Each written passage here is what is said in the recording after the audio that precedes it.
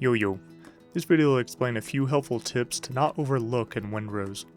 This game can be pretty straightforward at times, but then we'll slide a mechanic under your nose. Let's say you've been playing a specific build for majority of the game. The game is encouraging by letting you reset your stats and talents at any point. However, the game also is very forgiving when you want to change your weapons and armor as well. When you go to craft a weapon or armor piece, have you ever looked in the center of the screen?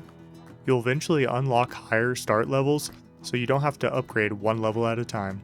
But it's not just as simple as saving you time, it's actually saving you a ridiculous amount of resources.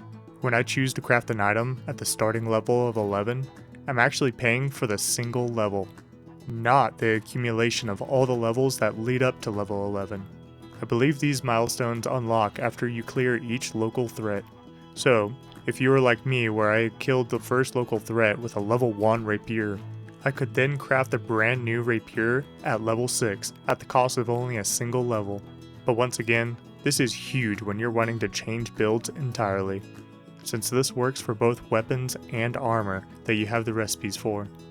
Another mechanic that you might end up waiting too long to take advantage of is ascending your weapon.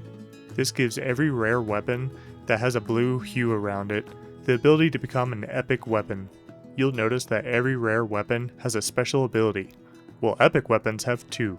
So, if you find a rare weapon that you like using, simply go to the weapons bench with it, and check what the second ability might be, since it might honestly be a game changer.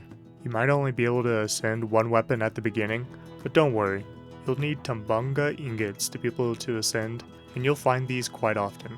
If you continue to explore and find new ruins and locations, there's a high chance to find more. If you've watched my damage video, you'll understand how huge critical hits can help. However, if you haven't noticed by now, if you land a headshot with a gun, it will always critical hit.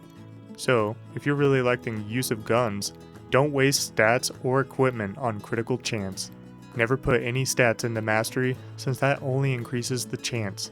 However, you can find equipment that could increase the critical damage, such as the Cutthroat Ring, which gives 10% critical damage even before upgrading it, and the talent Bullseye will add another 5% up to 15% if you upgrade it 3 times. Basically, you'll be able to put almost all your stats into precision or agility depending on your weapon. Since your range, you honestly don't need to be a tank with a lot of health, and you need just enough endurance to evade and create distance.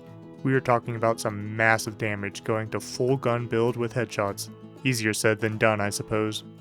A mistake I made starting out, thinking I didn't need to upgrade my ship equipment, mainly because I thought, I don't want to waste resources upgrading this small ship when I'll be getting a new ship in the near future and want to upgrade that ship instead. Surprise, you'll absolutely use the same hull and boarding equipment on every single ship, and honestly, even use the 12-pounder cannons on my frigate as well. So don't hesitate to upgrade your equipment if you can. However, just how I mentioned earlier in the video about building a weapon and armor piece, starting at level 6 or 11, you can also do that for your ship parts. I just wanted to help out people by sharing my mistakes. While I still could complete the game, I didn't see any of this until later on, and I wish I would have known about it sooner.